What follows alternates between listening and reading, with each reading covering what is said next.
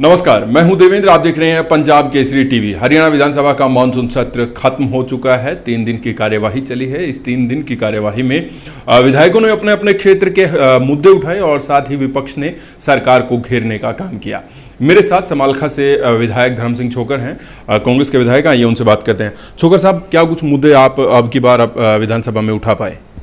देखिए, मैंने करीब 10 क्वेश्चन लगाए थे। उसमें से 8 क्वेश्चन मेरे 3 क्वेश्चन स्टार्ट थे और 7 क्वेश्चन अनस्टार्ट थे। जो उनका रिप्लाई आया है उसके बारे में बताना चाहूँगा। जो स्टार्ट क्वेश्चन हैं उनके बारे में मेरा डिबेट हुआ, बहस हुई सत्ता के साथ, तो मैंने बाद में अपनी बातें रखी।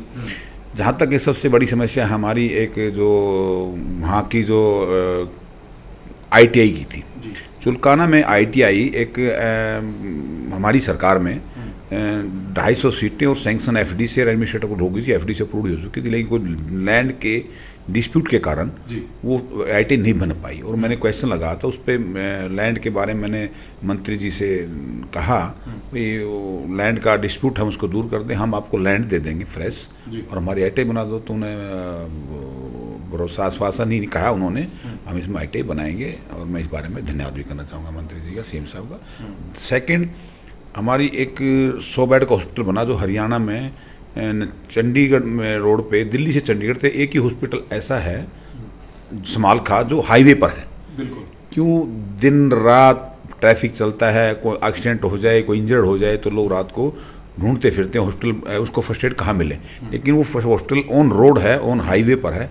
ऐसा हॉस्पिटल कहीं हॉस्पिटल है जी रोड पर, लेकिन वो अंदर शहर में है। तो इसको मद्देनजर रखते हुए जी सरकार, हमारी सरकार में जो भूपेंद्र सिंह हुड्डा चीफ मिनिस्टर थे, जब उस सरकार में हमने 100 बेड का अस्पताल CM साहब ने मेरे कॉन्स्टिट्यूंसी में दिया था। और वो कॉन्स्टिट्यूंसी का आज उसमें कोई एक्सरे मशीन नहीं है, कोई अल्ट्रासाउंड मशीन नहीं है, कोई MRI तो छोड़ो, कोई डेंटल, कोई भी ऐसी इंफ्रास्ट्रक्चर बिल्कुल ज़ीरो है। और डॉक्टर की पोस्टिंग भी नहीं है। जैसे मैंने क्वेश्चन लगा तो रिप्लाई में मंत्री जी ने कहा अब इसमें 14 सैंक्शन है, हमारे 6 डॉक्टर लगे, जबकि डॉक्टर वहाँ 3 हैं। उनके जो रिपोर्ट, जो उनका जो जवाब आया था वो संतोषजनक नहीं था और उसमें कुछ त्रुटियाँ थी। मैंने दोहराया भी, कहा भी मंत्री जी को, आप जवाब तो सही तरीके से फिगर मैच करके। तो मैंने उनको देखा, सिविल सर्जन ने जो रिकमेंडेशन दी है उसको आपका जवाब मैच, आपके सिविल सर्जन का ही जवाब मैच नहीं कर रहा है। तो कहने मतलब मेरा ये था भाई इसमें अच्छे इंफ्रास्ट्रक्चर लगाएं। तो उन्होंने आश्वासन दिया एक्सरे मशीन 15 दिन में लगाएंगे, बाकी जो बिल्डिंग में कोई दिक्कतें हैं वो काम शुरू होगा। जैसे मैंने आवाज़ उठाई, अखबार में भी आज आई हुई है, जैसे मैंने यहाँ आवाज़ उठाई तो समाल का काम शुरू हो गया। तो ये 2-3 चीज़ें ऐसी, कहीं हमारे एक ब्रिज बन रहा है, पुल है रेल, उसका यमुना पुल जो बागपत कोडी नांगल से मेरे कॉन्स्टिट्यूंसी बिलासपुर आता, करीब 100 CR के हमारी सरकार में मंजूर हुआ था।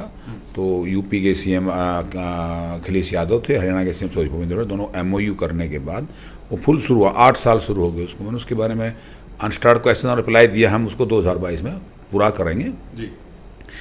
कॉलेज की बात थी, हमारा समालखा में कॉलेज नहीं है। एक GA कॉलेज हमारा में प्राइवेट है, गवर्नमेंट एडेड है, वो 95% गवर्नमेंट उसमें एड करती है। लेकिन मैंने कहा उसको अंडरटेक कर लिया जाए।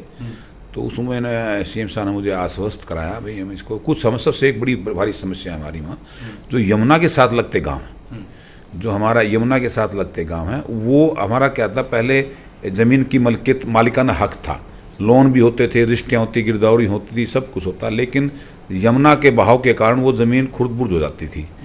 जैसे यमुना का बहाव कभी इधर आ गया, कभी यूपी की तरह का हरियाणा की तरफ आ गया, तो रहता मेरे उसमें, तो इसमें क्लियर नहीं हो पा रहा था। अभी जब वो जमुना, जैसे पहले ज़मीन मालिकाना हक था, वो जमुना आज चली गई और वो जमुना आज उधर से ज़मीन को छोड़ के शायद दूसरी साइड में बह गई, तो ज़मीन वो निकल आई बाहर लोगों ज़मींदारों की। तो उस सरकार, उसके एवेज में हरियाणा सरकार के ने आदेश किए भाई जो ज़मीन जो श्यामला देह मालकान की है, वो ठीक है, पंचायत की श्यामला देह हो, उसमें तो अपना वो ये लागू करें, रजिस्ट्रियाँ और गिरदौरियाँ बंद कर दी उन्होंने। और परेशान पूरा जमुना, मेरा कॉन्स्टिट्यूंसी का पूरा लंबा ही लगता है। मेरी ये समस्या तो यमुना नगर से लेके, पंचकुला से लेके और दिल्ली तक, सोनीपत तक की है। लेकिन जहाँ तक मेरी कॉन्स्टिट्यूंसी की बात है, वहाँ उन्होंने जो गिरदौरी का मैटर, मैंने सरकार से आग्रह भी किया, लिखित में भी दिया मैंने, भाई इसमें जो ज़मीन खुर्द-बुर्द हो गई है, जो मालिकाना हक है उसको मालिकाना हक मिले, रजिस्ट्रियाँ गिरदावरी शुरू हों ताकि ज़मींदार उस पर लोन ले सके, अपना निर्वाह कर सकें। लेकिन उसकी आड़ में ठीक है गवर्नमेंट चिट्ठी निकाली थी और श्यामला देव पंचायत की जो ज़मीन है, संस्था की ज़मीन है, उस पर गिरदावरी रजिस्ट्री रोक दो, हमें कोई आपत्ति नहीं है।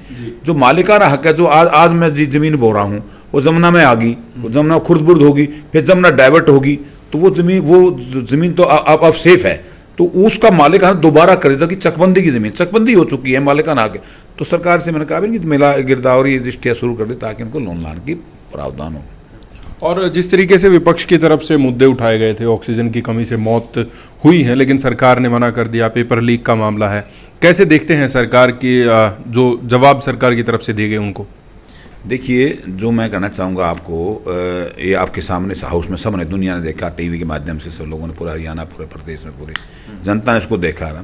जब माननीय मुख्यमंत्री जी ने कहा भाई ऑक्सीजन से कोई मौत नहीं हुई है, कमी के कारण कोई मौत नहीं, लेकिन वो अखबार, पेपर, उनकी एजेंसियाँ, सब रिपोर्टें सब कह रही हैं भाई, इंटरनेशनल लेवल पर न्यूज़ है भाई, ऑक्सीजन की कमी से यहाँ के प्रशासन भी कह रहा है, नेता भी कह रहे हैं। आज हाउस में सदन के नेता कह रहे हैं भाई ऑक्सीजन से नहीं, मुझे लग रहा उनको इसमें स्पष्टीकरण देना चाहिए, लेकिन उन्होंने आश्वासन दिया हम इसकी जांच कराएंगे, कह रहे हैं जांच का तो उचित बनता ही, तो बात हाँ और ना की थी भाई। मरे ऑक्सीजन से कमी के कारण क्वेश्चन यही था, जो सवाल यही था विपक्ष का, भाई ये मरे या ना मरे, ये जवाब था। उसको थ्योरिकल बनाना, उसकी इंक्वायरी बैठाना, उसमें को मैं नहीं समझता उसमें को दम है। लेकिन पेपर लीक मामले में सीबीआई जांच की मांग आपकी तरफ से लगातार की जा रही थी, हालांकि मुख्यमंत्री ने कहा कि हमारी पुलिस ही इसमें सक्षम हो और अगर नहीं हुई तो देखेंगे। देखिए, मैं तो ये कहना चाह रहा हूँ, अगर दूध का दूध, पानी का पानी निकालना, ये चीज़ें बहुत आज कोई नई बात नहीं है। इस सरकार का जहाँ तो देखो कितने, कोई पटवारी का हो या पुलिस का हो, कितने पेपर लीक मामले हुए हैं। मैं तो चाहता हूँ सरकार में, इसमें हम भी साथ हैं इस बात में, इसमें सरकार को भी हमारा साथ देना चाहिए। विपक्ष की बात, ये सबका सुविधा का मैटर है। हमारे बच्चे तैयारियाँ करते हैं, कोचिंग करते हैं, को दिल्ली करा, को चंडीगढ़ करा, पैसा खर्च करते हैं।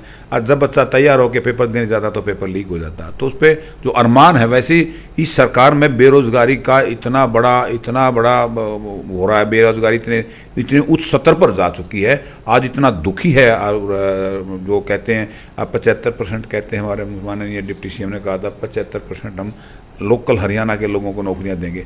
मैं को 75% 5% ही दे दो।